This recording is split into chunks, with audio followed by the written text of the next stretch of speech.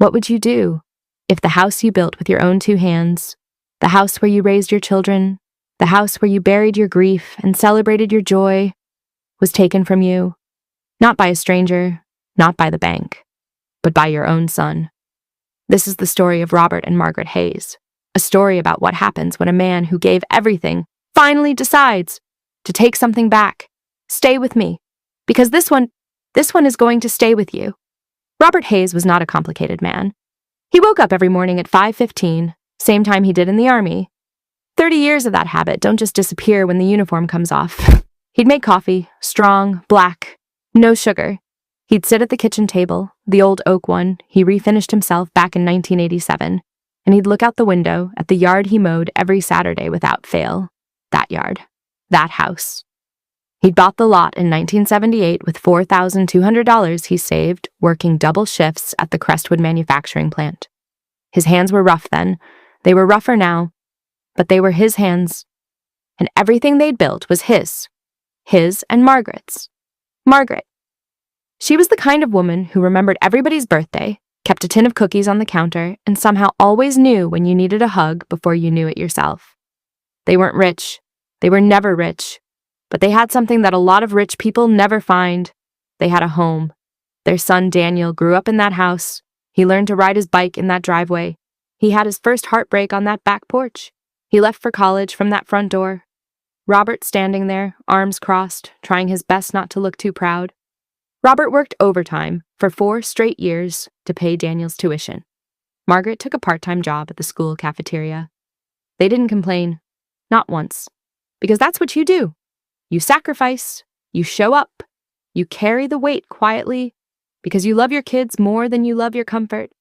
Daniel became a financial analyst, married a woman named Cindy, and for a while, for a good, long while, everything seemed fine. Daniel and Cindy visited on holidays, brought the grandkids, little Emma and Tyler, who Robert would chase around the yard until his knees couldn't take it anymore. Those were good years, but good years have a way of ending. It started small, the way these things always do. Cindy mentioned, casually, over Thanksgiving dinner, that the house was a lot to maintain for 2 people their age. Robert said nothing. He just passed the gravy. Then Daniel started calling less, visiting less. When he did call, the conversations felt like check boxes. "How are you feeling, Dad?" "Good." "Okay, gotta run." Robert noticed. He didn't say anything, because men of his generation don't say anything. They absorb. They endure. But Margaret noticed him sitting longer at that kitchen table, staring out at the yard a little too long. One evening she put her hand on his and said, "Robert, what's wrong?" He looked at her and said, "Nothing, Maggie, just tired."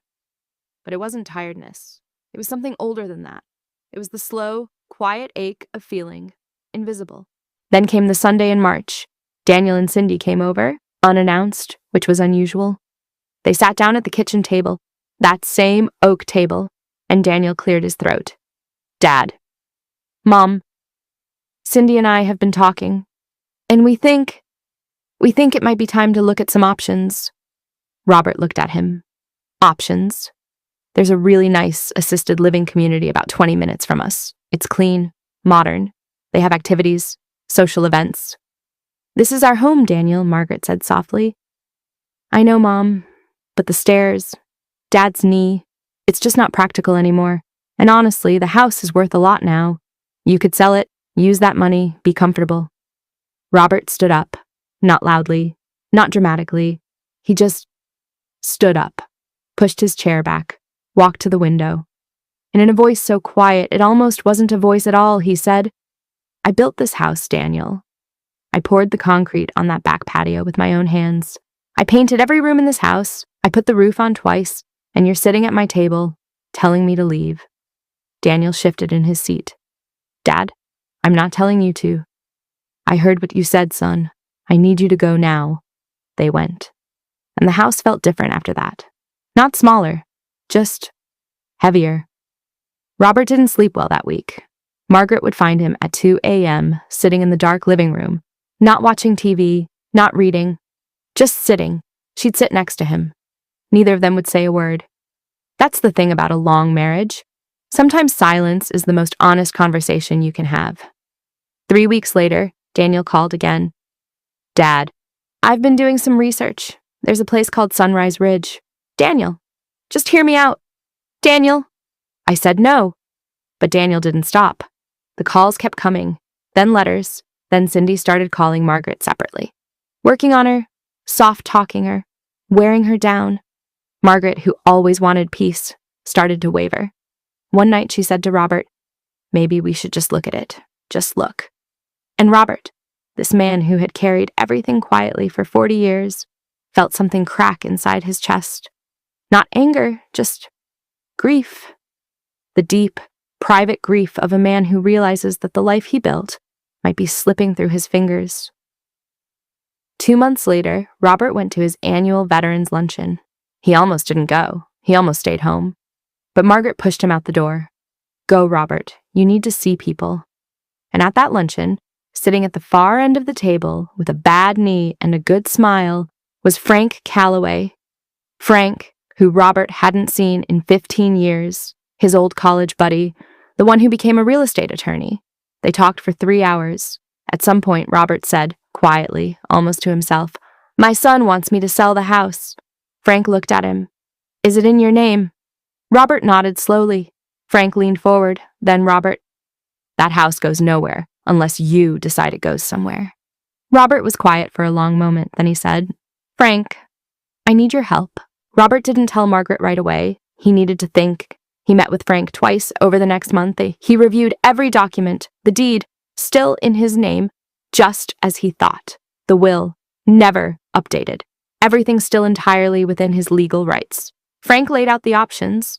Robert chose the one that felt most true to who he was. He wasn't going to fight. He wasn't going to yell. He wasn't going to let this become ugly.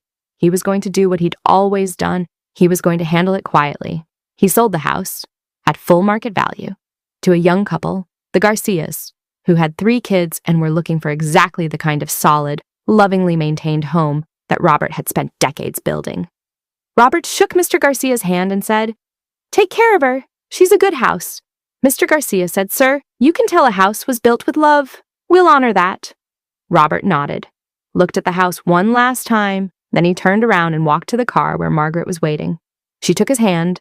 The proceeds, after setting aside a comfortable amount for their own future, went to 2 places: the Crestwood Veterans Support Fund, named after the plant where Robert had worked double shifts all those years ago, and the Margaret Hayes Elementary School Scholarship, named, with the school board's blessing, after his wife. Because she deserved to have her name on something that lasted. Robert left 1 letter for Daniel. No yelling, no accusations. Just this: "Daniel, I'm not writing this because I'm angry. I'm writing this because I love you, and love sometimes means telling the truth. I built that house before you were born. I maintained it, repaired it, and paid it off. Not so it could become an asset on a balance sheet, but so your mother and I would always have a place that was ours. When you asked us to leave, I don't think you understood what you were really asking. You weren't asking us to move to a nicer place. You were asking us to accept that our life's work, our home, our foundation, no longer mattered. I couldn't accept that, son. The house is sold. The money has gone to people and causes that will carry something forward. Your mother and I are fine. We have a small place now, near the water, and we wake up every morning and have coffee together and watch the sun come up.